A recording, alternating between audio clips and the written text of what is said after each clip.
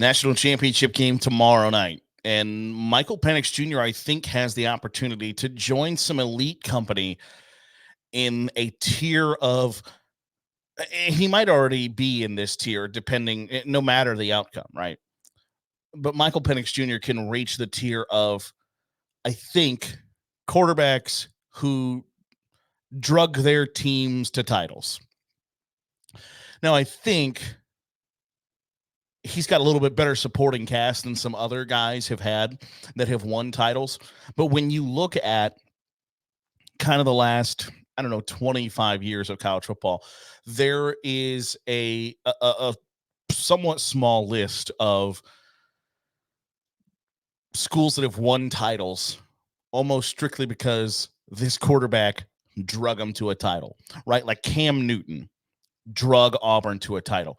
In that offense that Cam Newton played in that BCS title game, he's the only player in that offense that ever played a snap in the NFL.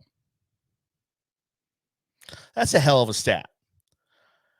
And when you look at teams that have that kind of distinction of they were drugged to a title by their quarterback, Cam Newton, I think, is clearly on that list. I think the more we get separated from it, I think Jameis Winston in that Florida State team is on that list as well, where at the time it was like, okay, Jimbo Fisher and Jameis Winston combined to win a championship.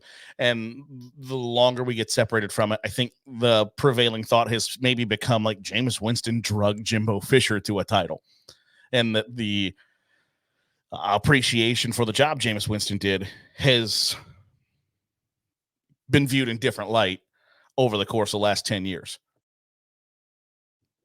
And I find that to be an interesting conversation and one we might have during the offseason.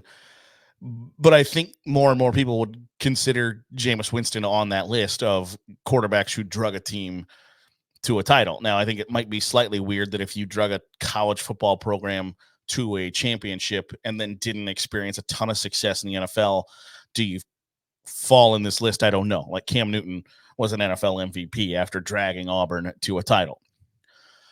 I think the pieces around Joe Burrow in 2019 with LSU show that he wasn't the sole reason that they won a title, but his performance certainly helped.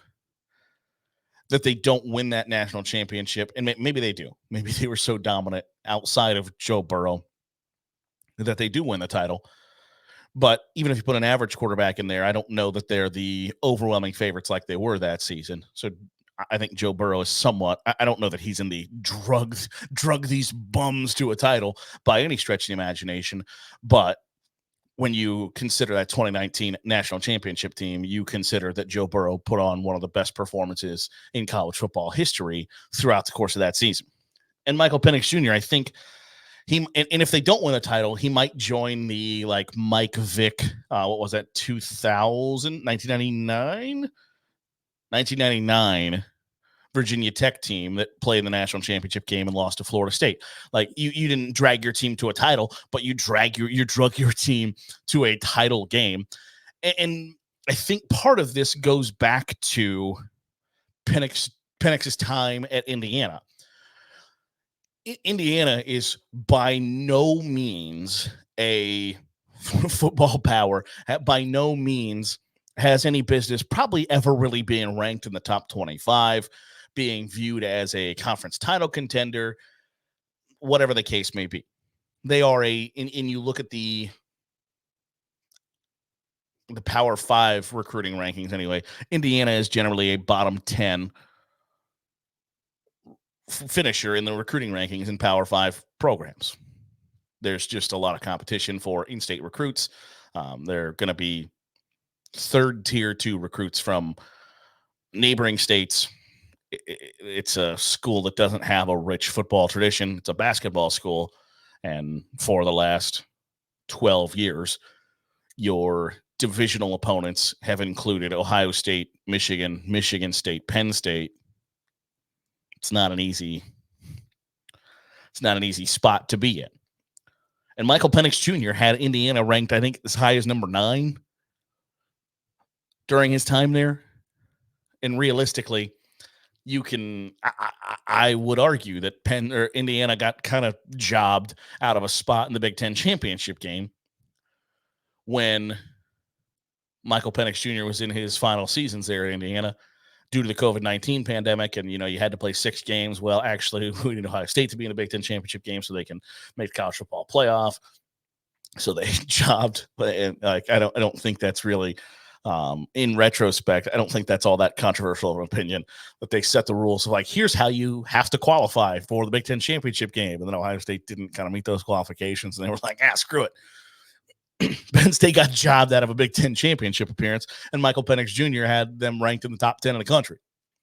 And then you go to Washington, where Washington does have a somewhat rich football tradition, but they have struggled for a long time. And they bring in a really good coach, and they bring in a really good quarterback who had teamed up together at Indiana, and things go really well for them.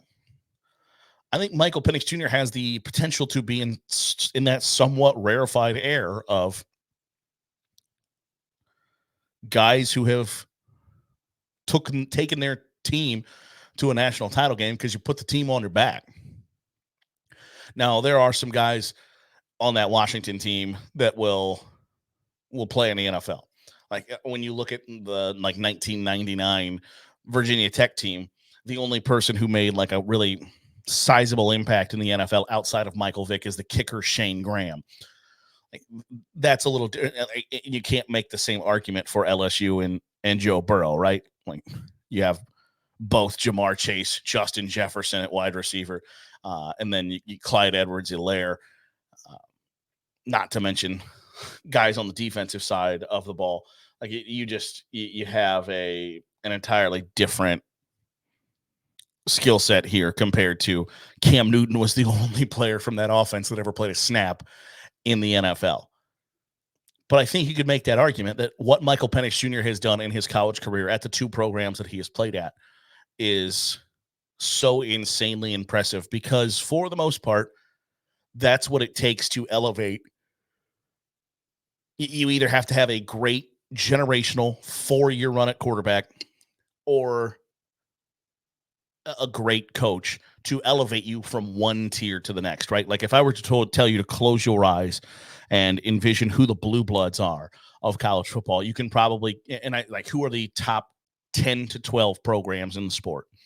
We could probably agree upon who those 10 to 12 programs are. And then if I were to say, give me that next tier, who's in that next tier of the 12 to 15 programs that are in tier B? And then who's in that tier C? And you can keep going down a list. During his time at those places, Michael Penix Jr. has elevated programs from one tier to the next tier up.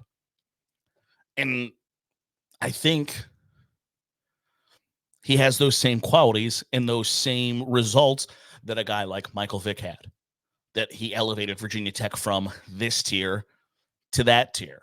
Or Cam Newton elevated Auburn from this tier to a tier up.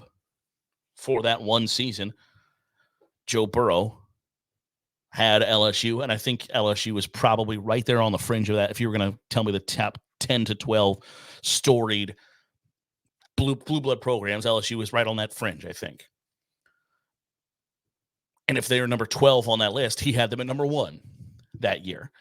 Those guys that have that generational ability to move the programs that they are in up a level, I think deserve a ton of praise and stature, right? Like Tim Tebow, he won 2 national titles. Then he won one national title. He was on a team that won another national title. The idea that Florida, who beat Ohio State 41-14 in that national championship game, did so because of Tim Tebow is preposterous, is asinine.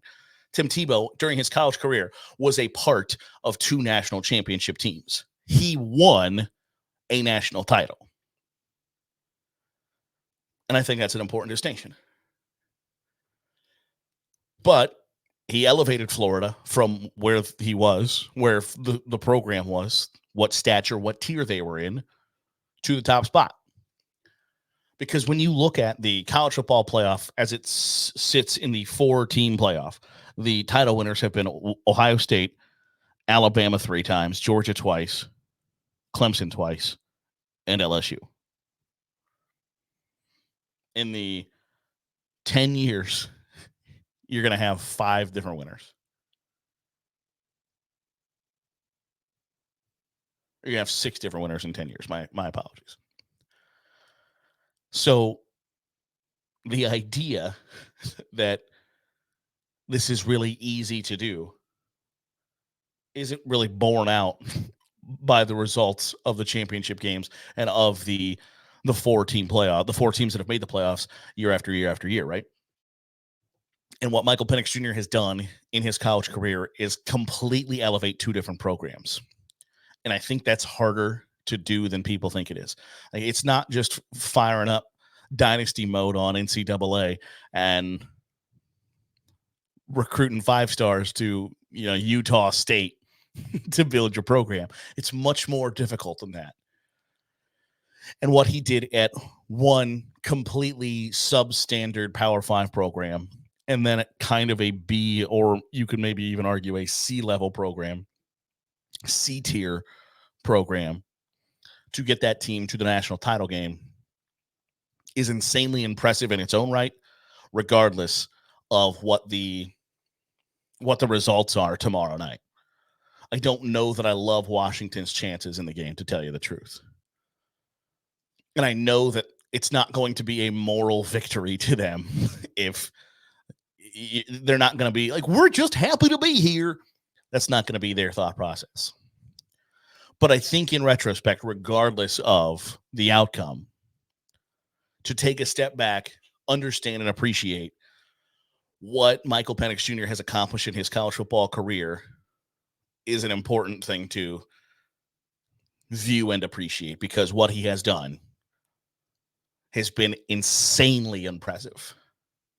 I don't think he's going to go down as one of the game's all-time greats or anything like that. I imagine he'll have a spot in the College Football Hall of Fame when it's all said and done. I don't know what his NFL prospects look like. I wouldn't be super high on him. Now, left-handed quarterbacks aren't the pariah that they once were. Like Tua Tagovailoa has made that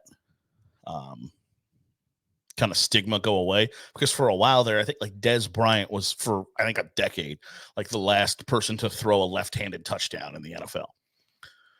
And Tua came in and was like, oh, okay, well, this isn't that big of a deal.